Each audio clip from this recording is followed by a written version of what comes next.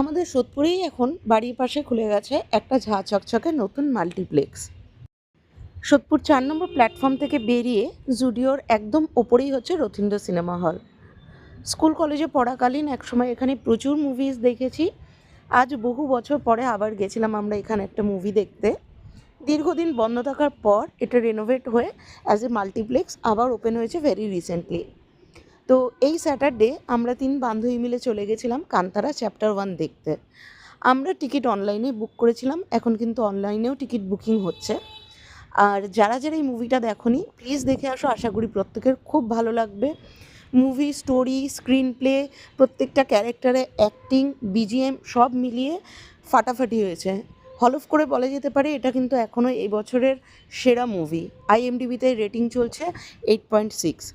তো তোমরা যারা এখনও দেখোনি দেখে আসো, তোমাদের খুব ভালো লাগবে।